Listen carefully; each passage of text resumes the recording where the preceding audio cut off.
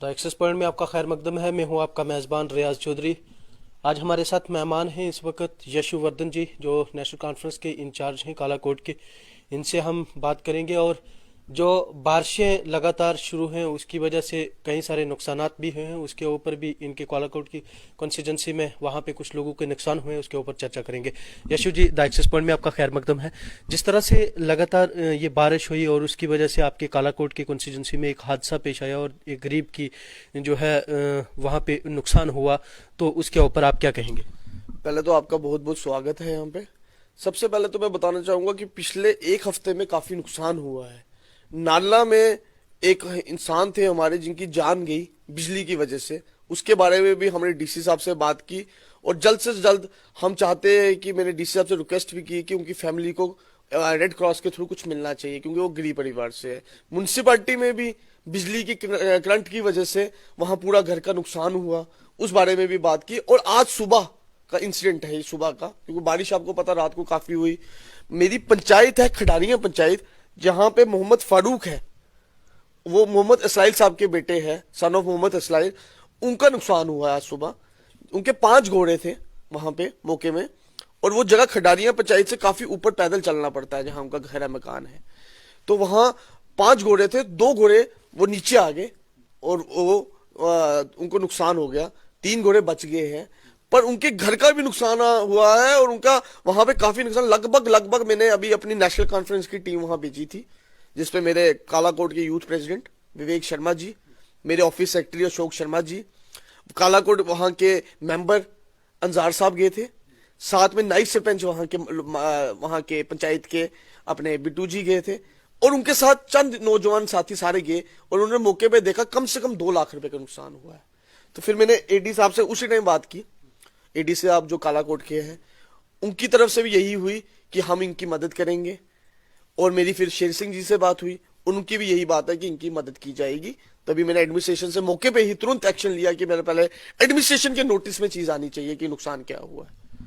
अगर बात करें डीडीसी के इलेक्शन के बाद, बड़ी सियासत कालाकोट में देखने को मिल रही है। बहुत सारी सियासत जो है वो गरमाई हुई है और घर के परिवार के जो है वो नाम तक भी ले रहे हैं। लेकिन इस टाइम एक कालाकोट के लीडर की जो है एक बयान आया कि अगर डीडीसी इलेक्शन में बीजेपी वहां से जीत जाती तो जो सियोट मोड़ से कालाकोट की रोड है उसका काम शुरू हो जाता। क्या नेशनल कॉन्फ्रेंस के कैंडिडेट जीते हैं तो काम नहीं होगा? सर ये देखो, आप मुझे एक बात मैं लोगों से पूछना चाहता हूं, पिछली 2 बारों से एमपी किसका है? भारतीय जनता पार्टी का है। आज भी मुझे याद है 2014 का इलेक्शन हुआ था, जुगल किशोर शर्मा जी कालाकोट आए।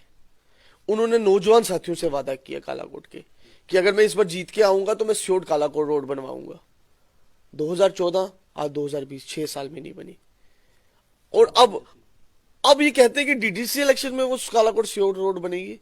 इसका प्रोजेक्ट रखा जाता है जनाब, पूरा तरीका होता है। आपको क्या लगता है नहीं रखा? जनाब मुझे देखो ना, आप डीडीसी आप जीतेंगे तो काम करेंगे। अगर आप पे पावर है तो जीते बिना भी काम हो सकते हैं। अगर आपका एमपी आपका था, आज से पहले आपने क्या किया कालाकोट के लिए? अब आप बड़ी बड़ी बातें करते हैं। कालाकोट से सियोट रोड नेशनल कॉन्फ्रेंस बनाएगी। 4 दल का नाम लिया जाता है, ये 4 दल कौन है? ये जनाब आप उनसे पूछे।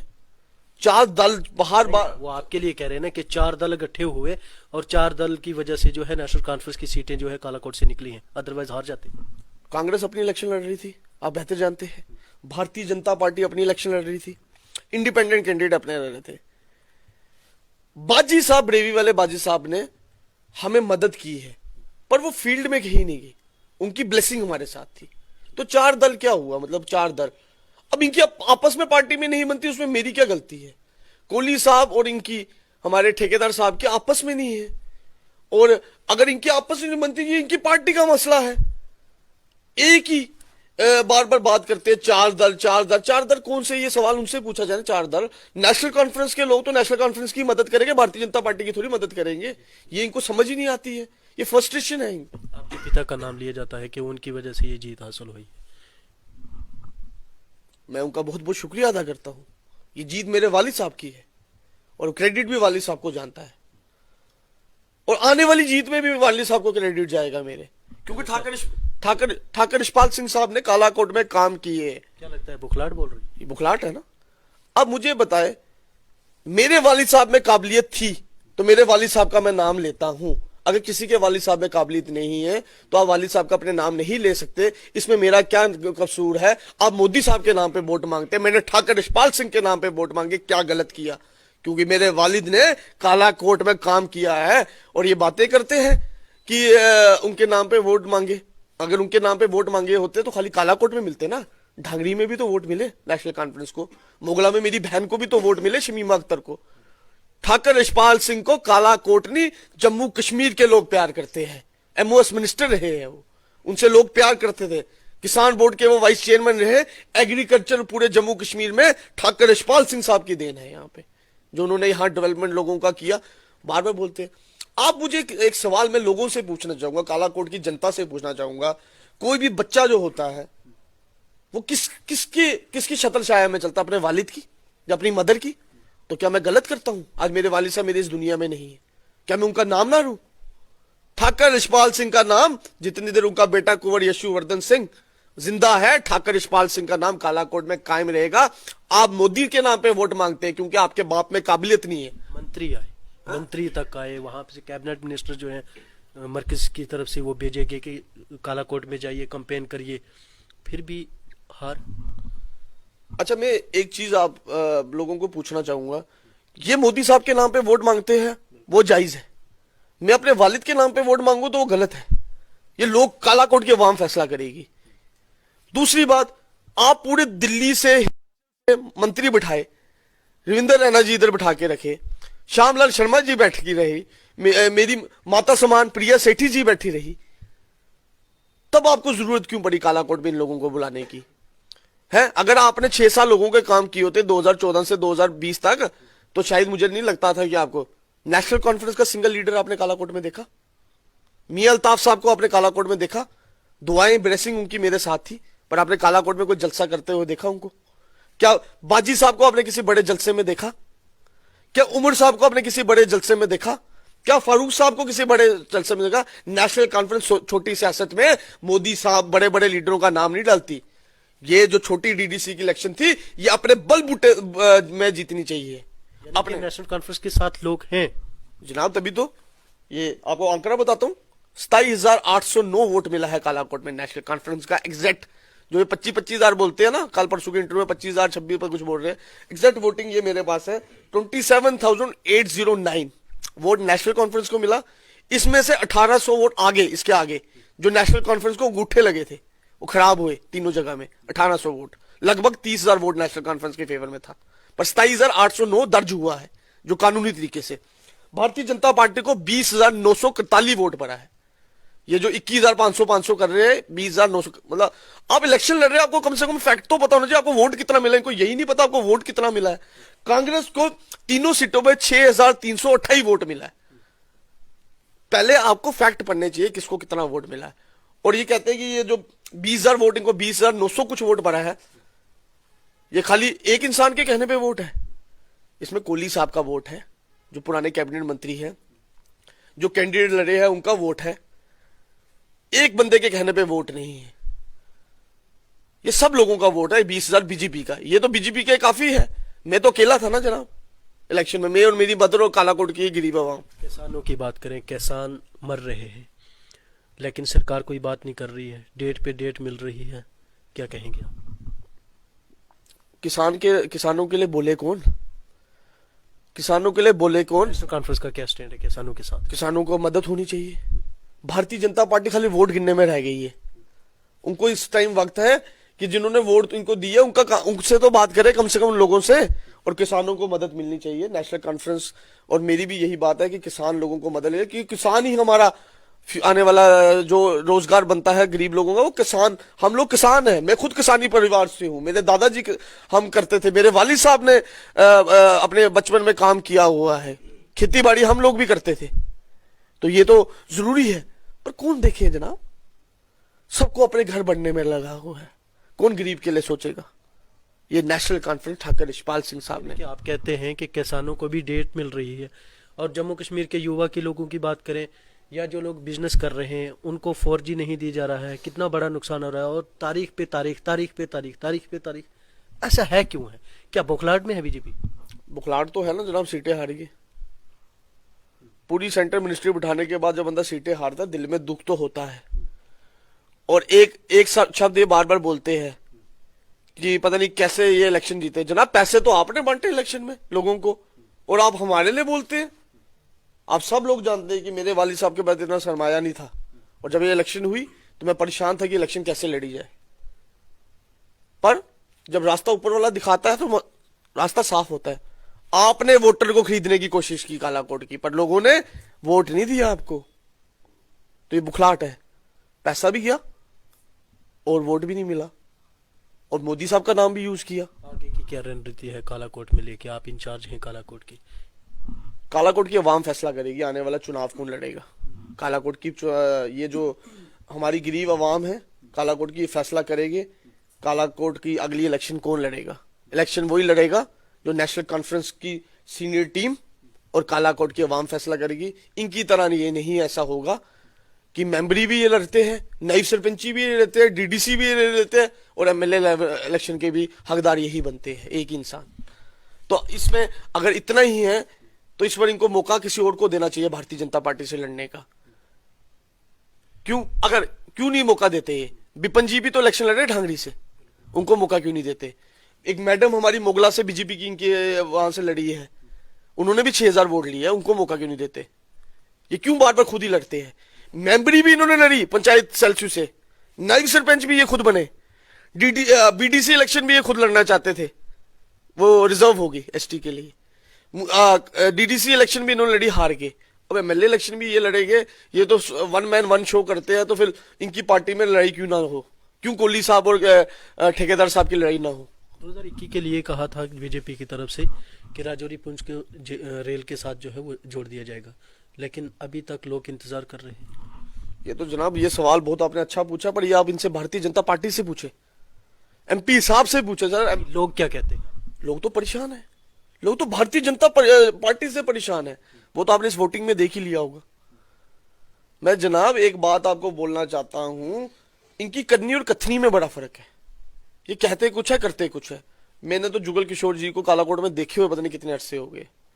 इस बार इलेक्शन में आए थे, कहीं इनके पास आए थे, पर कहीं फील्ड में कभी आज तक नहीं गए। यार आपको एमपी साहब, आपको लोगों ने वोट दिया, कम से कम कोई 2 महीने 3 महीने में कालाकोट के लोगों से बात किया करें उनकी डेवलपमेंट की। कोई डेवलपमेंट नहीं हुई कालाकोट में एमपी साहब की तरफ से, कुछ नहीं किया।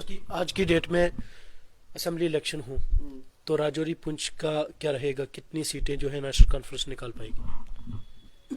सर देखो, ये बताना संभव नहीं है कि कितनी सीटें निकालेगी, पर नेशनल कॉन्फ्रेंस सबसे ज्यादा मेजोरिटी में आएगी राजौरी पुंछ से। जितनी भी सीटें होगी नेशनल कॉन्फ्रेंस सबसे ज्यादा सीटों में आएगी। मुझे लगता है कि एक आध सीट भी भारतीय जनता पार्टी को मुश्किल है। कांग्रेस शायद एक सीट ले पाए, कोई पीडीपी कोई सीट ले, पर बीजेपी भारतीय जनता पार्टी को बड़ा मुश्किल है राजौरी पुंछ से सीटें मिलना। तभी ये बहुत फ्रस्ट्रेशन हुई है, और ये बड़ी बड़ी बातें करते हैं, बड़ी बड़ी बातें करते हैं। कभी कहते हैं कि हम ये कर देंगे, कभी कहते हैं हम कर देंगे। जब बंदा इलेक्शन हार जाए ना, थोड़ी देर आराम करना चाहिए घर बैठ के। पिछले दिनों में रविंद्र रैना का बयान आया कि मैं घर से नहीं आ रहा, मुझे 2000 वोट मिला था, अब वोट जो है बढ़ा है। क्या वो घर से नहीं आ रहे? नौशहरा की सीट जो है खोगी, पीडीपी जो है वहां से जीत हासिल कर ली। तो मैंने जनाब पहले भी बोला, जिनसे अपना घर संभलता नहीं, आए हो पूरे इलाके की ठेकेदारी करने। नौशहरा तो आप हार गए, आप ठेकेदारी नहीं चलेगी। ठेकेदारी थोड़ी चलेगी सर। कालाकोट की आवाम ने वोट दिया है। आप मुझे खुद बताए कि लोगों ने जबरदस्ती वोट किया किसी पार्टी को? अवाम का फैसला होता है। ये जो जमहूरियत है ना, जमहूरियत, ये लीडर को यहां पहुंचा सकती है, लीडर को वापस नीचे जमीन में भी ला सकती है। तो ये जमहूरियत का फैसला है, और जमहूरियत के फैसले की इज्जत करनी चाहिए। मैं इज्जत करता हूं लोगों की, कालाकोट की आवाम का, जो उन्होंने फैसला मेरे हक और मेरी पार्टी के हक में लिया। उनको पता है कि एक नेशनल कॉन्फ्रेंस ही है। पर रविंद्र रैना जी अपने घर नौशहरा की सीट हार गए हैं, और आप कालाकोट की ठेकेदारी करते हैं। कभी कहते हैं कि कालाकोट में ये किया जाए, कालाकोट में वो किया जाए, कालाकोट में ये किया जाए। पर मुझे एक सवाल पूछना है रविंद्र रैना जी से कि पहले आप अब्दुल गनी कोहली और ठाकुर रणधीर सिंह साहब को इकट्ठे करें, वही नहीं इकट्ठे हो रहे भारतीय जनता वो पार्टी गठे में। नहीं है, वो गठे नहीं है। आपने स्टेटमेंट ही नहीं देखी? वो तो कहते हैं कि उनको हिंदुस्तान से बाहर निकाल दिया। आपको बीजेपी ने वोट दिया था। किसने? बीजेपी ने कोहली साहब के लिए इल्जाम है कि वो आपके साथ थे, आपको वोट दिलवाया है, तभी तो आपकी जीत हासिल हुई। मुझे कोहली साहब क्यों वोट दिलाएगा? आगे तो मैं उनके उनके एंटी हमने इलेक्शन लड़नी है। अगर ये तो उन्हीं का कहना है, उन्हीं की पार्टी का कहना है ना। पार्टी तो बड़ा कुछ कहती है। कोहली साहब मुझे क्यों वोट दिलाएंगे?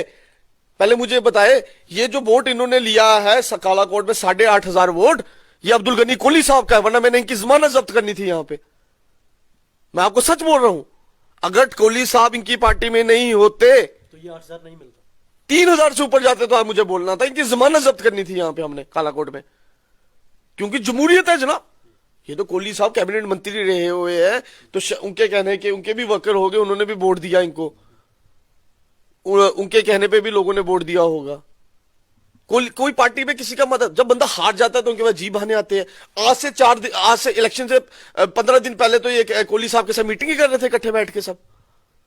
अब इलेक्शन हार गए तो उन्होंने कोहली साहब में इल्जाम लगा दिया कि कोहली साहब ने 3 सीटें लाई है, मतलब ये कोहली साहब को पावरफुल मानते हैं कालाकोट में।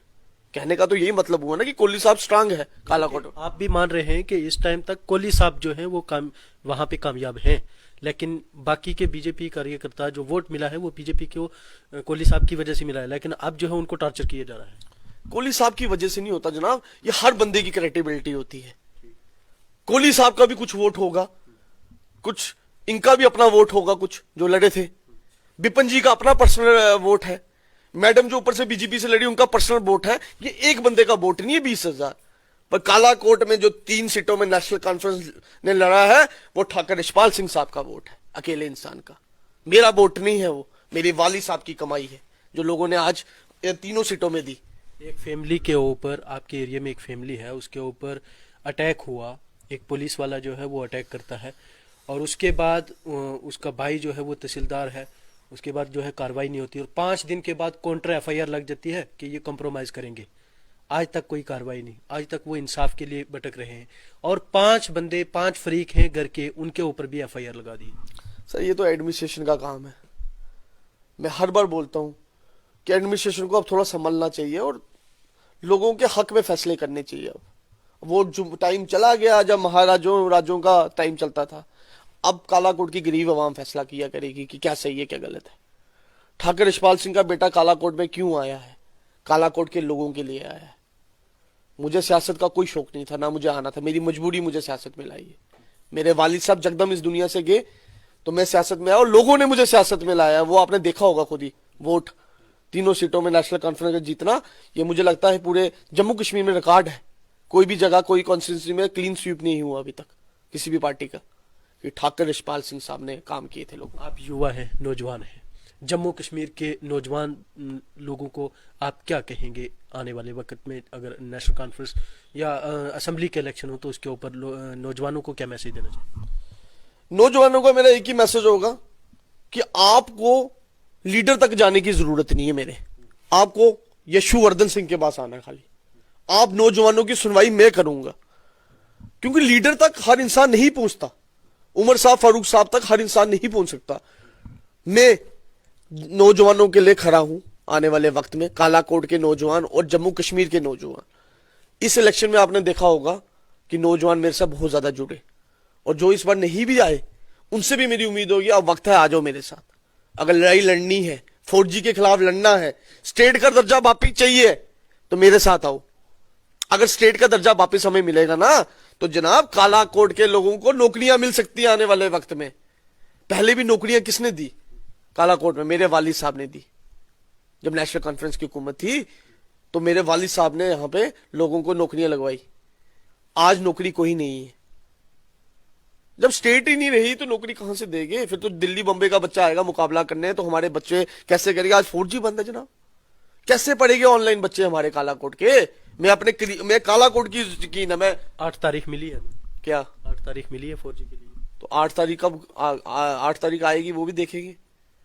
आज कितनी देर हो गई जनाब? 1.25 साल हो गया। 1 साल और 3 महीने हो गए।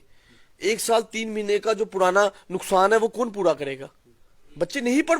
सर आप मुझे एक बात बताएं, ये बड़े बड़े दफ्तरों में बैठ के बातें करते हैं जहां वाईफाई लगा होता है, क्या कालाकोट में हर इंसान के पास वाईफाई है? मेरे बच्चों के बाद जो कालाकोट के नौजवान बच्चों हैं वहां वाईफाई नहीं है, कालाकोट में कनेक्शन ही नहीं है वाईफाई के। तो 2G में तो पढ़ा जा नहीं सकता ऑनलाइन, वो तो आप बेहतर जानते हैं मुझसे कि 2G में नहीं पढ़ जाता। 4G एक साल से नुकसान हो तो पिछला एक साल का नुकसान कौन बढ़ेगा, एक साल कुछ महीने का। प्रधानमंत्री की तरफ से बड़ी सारी स्कीमें जो है वो लॉन्च की जाती है, लेकिन लगता है कि एडमिनिस्ट्रेशन की तरफ से वहाँ पे इम्प्लीमेंट नहीं हो रही है। एक बच्चे की मोगला में डेथ होगी, क्या कारण है, क्या कमी रही पीडीडी डिपार्टमेंट की तरफ से? सर डिपार्टमेंट में कमी क्या रहती है, मैं आपको सच बताता हूँ, ये लीडर पे डिपेंड करता है, सब कुछ लीडर पे होता है। देखो, आप किसी सेंटर से या किसी जम्मू से उठा के लीडर काम नहीं कर सकता कालाकोट का, कालाकोट के नुमाइंदा ही कालाकोट का काम करेगा। इस बात से लोगों को सहमत है लोग। जो चीज सेंटर से बैठ के कोई मिनिस्टर उठ के यहाँ के आके, अब मुझे बताओ, खाली मैं एक छोटा सा सवाल पूछूंगा, इलेक्शन में अपने ठाकर साहब आए, ठाकर साहब आए थे ना इलेक्शन में बीजेपी की कैंपेन करने के, अनुराग ठाकुर जी तिजोरी की चाबी देके चले गए, कहां है तिजोरी की चाबी वो? आज कालाकोट में खिडारियों में नुकसान हुआ तो सबसे पहले कौन था वहां पे पहुंचा हुआ? ठाकर यशपाल सिंह के बेटे की टीम पहुंची थी, नेशनल कॉन्फ्रेंस की टीम पहुंची वहां। अनुराग ठाकर साहब ने तो नहीं कोई बंदा भेजा वहां पे। मेरा कहने का ये मकसद, एग्जांपल देने का ये मकसद है, कालाकोट में कोई दिक्कत आएगी तो कालाकोट की लोकल लोग उसकी परवाह देख सकते हैं, दिल्ली बम्बे वाले आके नहीं कुछ कर सकते यहां पे। मैं यही तो चीज लोगों को समझाना चाहता हूं। पार्लियामेंट की सीट की बात करें, राजौरी पुंछ में नेशनल कॉन्फ्रेंस या पीडीपी की तरफ से आज तक नहीं निकली, कांग्रेस का कब्जा रहा और उसके बाद अब जो है वो बीजेपी का है। क्या आने वाले वक्त में पार्लियामेंट सीट जो है राजौरी पुंछ से नेशनल कॉन्फ्रेंस निकाल पाएगी? उम्मीद है अब उम्मीद है, अगर नेशनल कॉन्फ्रेंस का कैंडिडेट स्ट्रांग, अच्छा और गरीब आवाम की सुनने वाला होगा तो नेशनल कॉन्फ्रेंस जरूर राजौरी पुंछ से आने वाले वक्त में पार्लियामेंट में सीट निकालेगी। वो क्यों? उसका एक रीजन है, लोग झूठे वादों से तंग आ गए। यानी कि बीजेपी लगातार झूठे वादे कर रही है। सर वो ब्लैकमेल करती है ना कि सेंटर में कौन बैठा हुआ है, सेंटर से जब कोई ब्लैकमेल किसको? बार बार बोलती है लोगों को कि सेंटर में हमारी हुकूमत है, सेंटर में हमारी हुकूमत है, आप हमें वोट दे, आप हमें वोट दे, आप हमें वोट दे। भाई सेंटर में तो हुकूमत उनकी है, अगर आपको कोई वोट नहीं देगा तब भी आप लोगों का काम नहीं करेंगे क्या? वोट मिलेगा तो लोगों का काम किया जाएगा हर जगह। सर जमहूरियत है ये जो सेंटर में पैसा आता है ये किसी एक इंसान का पैसा नहीं है, ये हमारे कालाकोट के और जम्मू कश्मीर के और हिंदुस्तान के लोगों का पैसा है। आखिर में मेरा सवाल है, डीडीसी के इलेक्शन हुए, ओथ भी होगी, लेकिन आज तक चेयरमैन नहीं बनाए गए, इसके पीछे क्या रणनीति है सरकार की और क्यों डिले किए जा रहा है? सर एक तो ये जो इलेक्शन हुई है ना, इसका सारा क्रेडिट लेफ्टिनेंट गवर्नर साहब को जाएगा। बड़ी स्मूथली इलेक्शन कराई और मुझे उम्मीद है कि जल्दी चेयरमैन भी बनाया जाएगा और चेयरमैन की इलेक्शन कराएगी, क्योंकि लेफ्टिनेंट गवर्नर साहब ने बहुत अच्छा रोल प्ले किया है इस इलेक्शन में। देखो लोगों को उम्मीद नहीं होगी। 4G के लिए तो उन्होंने भी वादा किया था कि जल्द ही आएगा, 25 तारीख गुजर गया, 8 आ गई। वो तो मैं आपको जो चीज गलत करता है इंसान, हम उसके खिलाफ है। 4G नहीं स्टार्ट हुआ, हम खिलाफ है, पर इलेक्शन इन्होंने स्मूथली करा ली, वो मुझे समझ नहीं आया कैसे करवाई, पर करवा ली। इसका क्रेडिट लेफ्टिनेंट गवर्नर साहब को जाता है। और डीडीसी इलेक्शन का जो चेयरमैन बनना है वो भी जल्दी होना चाहिए। उससे क्या होगा, लोगों के काम स्टार्ट हो जाएंगे और डीडीसी चेयरमैन भी वही बनेगा जिसको लोग पसंद करेंगे, जिसको लोग चाहेंगे। नेशनल कॉन्फ्रेंस का कहना है कि हमारे कैंडिडेट को जबरदस्ती दूसरी पार्टी में ज्वाइन करवाया जा रहा है कश्मीर में, आप कहेंगे इसके कुछ? और जनाब ये तो है, और जनाब ये देखो धांधली करके कुछ नहीं मिलेगा यहाँ पे। लोग बहुत समझदार है, जमहूरियत है आज के जमाने में। अगर कालाकोट के लोगों ने या कश्मीर के लोगों ने नेशनल कॉन्फ्रेंस को वोट देना है तो आपने बंद कमरे में वोट देना है। आप एक चीज तो मानते हैं ना, जब आप वोट डालने देते हैं आपके साथ तो कोई नहीं जाता ना, आपने अकेला आपने मोहर लगानी है, चाहे वो किसी भी पार्टी को लगानी हो। तो जमहूरियत का हक आप नहीं छीन सकते कोई भी इंसान। अब जितना ब्लैकमेल करे लोगों को, जितना आतंक करे, पर जब उसने मोहर लगाने जानी है तो उसने अपनी मर्जी से लगानी है। वही चीज कालाकोट में हुई, इन्होंने ब्लैकमेल किया, लोगों को पैसा दिया, बांटा पैसा, वो किया, सब कुछ किया, पर लास्ट में जीत किसकी हुई? कालाकोट में नेशनल कॉन्फ्रेंस की हुई। ये कालाकोट की नेशनल कॉन्फ्रेंस की जीत नहीं है, कालाकोट की अवाम की जीत है, कालाकोट की गरीब अवाम की जीत है, मेरे वालिद साहब की जीत है। अब एक सवाल आपने मुझसे शुरुआत में पूछा था कि ये बार बार मेरे वालिद साहब का नाम लेते हैं, जो इंसान काबिल हो उसका ही नाम लिया जाता है।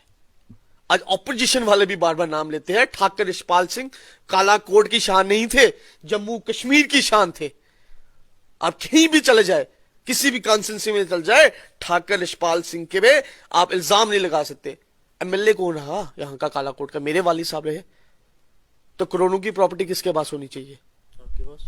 मेरे पास कुछ नहीं है। क्यों? आप चेक करें, ये तो मीडिया का काम है देखना किसके पास है किसके पास नहीं है। अगली बार हमें मौका देना वहां आने की। आप आए, चेक करें वहां की किस किसने क्या क्या कमाया। अगर मेरे पास सिंगल दुकान कालाकोट में नहीं है, एक दुकान नॉर्मल सी कालाकोट में, कॉन्स्टिट्यूंसी में, मेरी अपनी में, और जो हमारी वहां प्रॉपर्टी वो जॉइंट प्रॉपर्टी है, जो मेरे दादाजी की है, वो तो सबकी है। वो किस किस के हिस्से में आती है वो तो वो फैसला करेंगे लोग, जो हमारे घर के बड़े बुजुर्ग हैं वो फैसला करेंगे, उसमें तो मुझे कुछ पता नहीं है उस चीज का भी। पर ठाकर यशपाल सिंह का बेटा, जिसका वालिद 12 साल एमएलए रहा हो, 3 साल एमओएस स्टेटस में रहा हो, उसके पास कालाकोट में तो काफी प्रॉपर्टी होनी चाहिए। आप लोगों को लगना चाहिए, या लोगों को लगना चाहिए। आप आए देखे, अगर आपको प्रॉपर्टी मिल गई तो मैं आपका कसूरदार। मैं छोटा सा व्यापार करता हूं, मैं आपको एक चीज बताना चाहता हूं, लोगों को पता होना चाहिए मेरे बारे में। मैं दवाइयों की होलसेल की एजेंसी चलाता हूं कालाकोट में, छोटा सा काम है दवाइयों का। गैस एजेंसी मेरे एक साथी के नाम पे है, वो हम मिलके करते हैं, और वो जगह जो ली हुई है वो लीज पे ली हुई है, मैंने खरीदी नहीं। क्यों खरीदने के बाद मेरे पास सरमाया नहीं था। वो सरमाया क्यों नहीं था? क्योंकि मेरे वालिद साहब ईमानदार रहे, और वही चीज मैंने आने वाले वक्त में कालाकोट के लिए करनी है। तभी लोगों के काम होते। जनाब, बोलने से कुछ नहीं होता, बोलने से आप बड़ी बड़ी बातें करेंगे, बोलने से नहीं होता। जिसके घर शीशे के हो, आपने कहावत सुनी है, जिसके घर शीशे के हो तो उसे पत्थर नहीं मारने चाहिए किसी और के मकान में। तो भारतीय जनता पार्टी वालों को मैं बोलना चाहूंगा, जब आपके घर शीशे के हैं तो दूसरों के घरों में पत्थर नहीं मारने चाहिए, खतरा आपके घर पे भी आ सकता है। मैं इतनी सी बात करूंगा अंत में। और दूसरी बात, मैं आपका बहुत बहुत आभारी हूं जो आप आए यहां पे। और मैं एक चीज भारतीय जनता पार्टी के वालों को बोल देना चाहूंगा, पहले अपने जमीर को देखे, अपने दिल को देखे। मैं किसी पार्टी की खिलाफत नहीं करता, मेरा ये काम नहीं है। मैं पार्टी की खिलाफत नहीं, पर पार्टी के कामों की खिलाफत जरूर करता हूं। जब कोई काम ना करे, जब ये काम अच्छा करेंगे तो ठाकर यशपाल सिंह का बेटा सबसे पहले तारीफ करेगा उनकी, कोई भी पार्टी का वो। पर जब वो काम अच्छा नहीं करेंगे तो हम तारीफ नहीं करेंगे। एक कहावत मैं आपको बार बार बोल रहा हूं, ये लोगों को समझ आनी चाहिए, और ये मेरा इशारा कालाकोट की गरीब आवाम को पता चलेगा। जिनके घर शीशे के हो उसे दूसरों के घरों में पत्थर नहीं मारने चाहिए। ये थे हमारे साथ यशुवर्धन जी, जो नेशनल कॉन्फ्रेंस के इंचार्ज हैं कालाकोट कॉन्स्टिट्यूंसी के। इनसे हमारी तफसीली बातचीत हुई, और इनका खास करके ये कहना है कि जो पिछली बारिश हुई है, रात से भी चल रही थी और पिछले 2 दिन से लगातार बारिश हो रही थी, और इसकी वजह से कालाकोट के एक जगह हादसा आया जहाँ पे तकरीबन 2 लाख का नुकसान हो चुका है। एक गरीब फैमिली के जो है घोड़े भी मारे जा चुके हैं, और इनका राजौरी इंतजामिया से ये कहना है कि उनको जल्द से जल्द जो है वो कंपनसेशन दिया जाए। और इसी के साथ में इजाजत चाहूंगा। आप बने रहिए मजीद खबरों के लिए द एक्सेस पॉइंट के साथ। शुक्रिया।